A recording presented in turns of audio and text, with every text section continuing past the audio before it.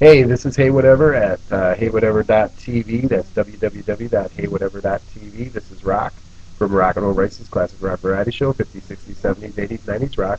From your mellowest to your hardest, polkas, waltzes, margas, chops, and swing tangos, you name it, we jam it, rap, funk, we got it all. Rock and Roll Race's the ultimate variety of tunes, and I got Billy Bad Boy Leroy sitting behind me here, and we're live at Frederick Memorial Hospital in Milwaukee, Wisconsin, the home of Harley Davidson's, and we have a special interview going on with some Milwaukee people that want to go ahead and just ask Billy some questions here on live TV. This is being broadcast live via the internet, and we are live at www.heywhatever.info right now currently. We are also live at www.heywhatever.info. We are also going to be having this shot out onto YouTube, onto Yahoo videos, Google videos, and all over the internet. So we want to go ahead and just ask some questions of the champ. Billy Bad Boy Leroy has been fighting in the cage match underground world for about 8 years now and has 80 wins, 0 losses.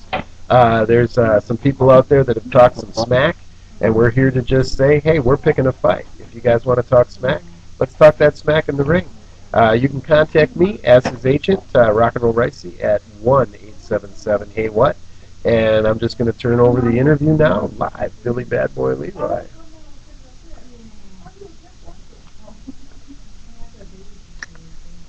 There's one of my homeboys here, Al. Yeah, that's right. All right, man. He's a big fan of the UFC. He watches it a lot. And like this gentleman here, he can tell you a lot about some of the guys, maybe underground, such as myself, but a lot of guys out there that are big fans of the UFC.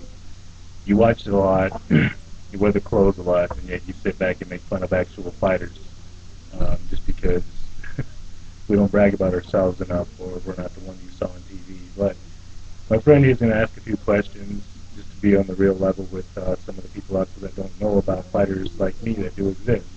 Some of the pastry makers or the leaf rakers, guys who you wouldn't even expect to be a fighter. Like myself, I'm going to college to be an art educator, teacher. And just to be real with you and show that people who watch and support it, he's going to ask some questions, and I'm just going to answer as real as I can. I just want to know where you from, where you from, where you start there, training in your sport, or you come here to start it? Yeah, Rosebud Reservation is where I'm from. I've been doing fighting 8 years, and just like anybody else, I fell into something I didn't like to do, but it did pay the bills. And my buddy Kevin, he found me first. He actually challenged me to a fight, and then Kevin lost to me pretty quick, and he's a really good fighter. So he put me on a circuit with him, staked some of my fights, paid my entry fees, and my name from there just kept going. Across the state of South Dakota, and that stretched into Montana, Nebraska, Texas, and from there just kept going. And then now that 8 years into it, now some of these bigger name organizations are talking smack, saying I ain't crap because I'm beyond damaged, but still trying to hang in there. Being too long is my life. Like, what of your fights? Which one you say you feel was one of your hardest fights? One of them was a kid from the Crow Agency in Montana. He was not very big. Don't know if I'm allowed to say his name. Sure you are. Absolutely. But he's a real tough cat. He was about 5'8", 250 pounds, but he kept getting up, coming back, getting up, coming back. He wouldn't quit, and that kid actually made me go all the way out. It was one of my only decision wins. So that was probably my toughest fight. And what year was that fight, Billy? That was 04. 04, all right. So at that point, you were about 4 years into your career. You had won a lot of fights at that point. Yeah. And all of a sudden you had this kid come out of nowhere and just really put up a scruff. It was one of those fights where they put a bounty on you. They sit you in the middle of the cage and they ask someone to come out of the crowd. And this kid was eager to jump in. And for his size, the way he was shaped, I was thinking it's going to be an easy win. He did it into the last second. Did he use his feet on you? Or? Knees, elbows, everything. He was what I call a classic street fighter, the Rocky Balboa of the Crow Agency. He was tough. All right. Also, I'd like to ask you one more question. So, like, for somebody getting into this business, what would you how would you lead them into the right way if you get into it? Well, first of all, I'd point to this man right here, Kevin Rodgers. Hey, whatever. Someone who can really help you out with that. But yeah, just training. For me, it was a fluke, I think, to be able to fall into it. Before I'm just an artist. My dad says I'm defeating the purpose, wrecking my hands and trying to be an artist at the same time. But the one opportunity to pay my bills, a little bit of money here and there, was through Kevin. And then it's kind of really funny because Kevin started me off in the underground level fight, and I'm working with Kevin Rice, who's going to bring me up in the bigger levels. And yeah, I would start with talking with him, training. You can easily find there's a lot of programs on the internet. A lot of guys out there will train you in gyms. The fees are a little high. Any fighter knows that it's something he wants to do, but the fees are just too high. And working 3 jobs, you have no energy at the end of the day. The bottom line is if a normal agent would come to a fighter, what's going to happen is that normal agent is going to outsource a marketing company. Well, I own the marketing company. If that normal agent is going to do it properly, they're going to try to find a promotions situation. Well, I own a promotions situation.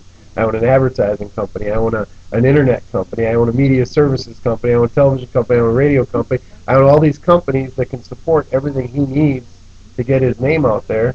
And because of the promotions company, like we're doing with the 5F's Festivus event that we got here that's going on at Coach House Grill tomorrow, February 7th, 2009 at 11 a.m. all through the day, we are, we've taken this and become the promotions company a month and a half ago, and the next thing you know, we're on WTMJ4 Morning Blend Show. Next thing you know, we're on V100 Radio and 6 other radio stations here in the greater Milwaukee area, including the Brew, and including 106.1 Country Station. So I mean, we hit all these different stations out there in a month and a half's time. We got the Green Bay Packers involved. We got the Milwaukee Admirals involved. We got the Milwaukee Iron football team involved. Coach Compton's going to be speaking right before Billy tomorrow on stage.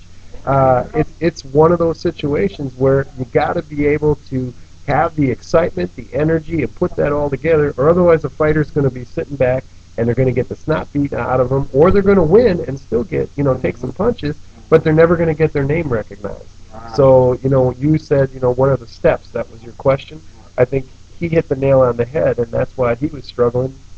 He was winning, but he was struggling with the fact that there just ain't no money in this sport, and I'm getting my butt kicked, and I've got to pay child support. What's going on with this here? So, my heart went out, and I've always enjoyed boxing, but I think this whole ultimate fighting thing just goes beyond that, and I don't want to see anybody get killed in the ring. I don't want to see them be how should I say, hurt for life. I don't want to see that kind of stuff, feel paralyzed or anything, because I've had my own physical things that I've gone through. But I do like to see 2 men go at it, and when one of them says, I give, then this guy's going to back off. He's not going to sit there and have to keep hitting the guy. He'll just get off and say, okay, you lose. I win. And that's the way it is. So I just think it's really cool that we're able to be here today in Milwaukee and run into you, Al, somebody that's excited and enthusiastic about the sport. Like the sport. I really do. It's a good sport that just Milwaukee, you don't have nothing else to do because boxing, they don't have that on really enough. Right. So that is excellent. It's excellent just to sit back and drink your beer. Yeah, just chill out. And when I was a kid, Muhammad Ali and all that stuff that was going on, Joe Frazier, all that was big stuff back then. Nowadays, people don't even know who the champ is anymore, So you're right, boxing has really lost a lot of its popularity, and I think ultimate fighting is on the rise right now. But we need to get heavyweights like him out there, because we got all these little guys that are out there, fighting, but you don't see any of the big guys out there. And I want to see the big guys fight.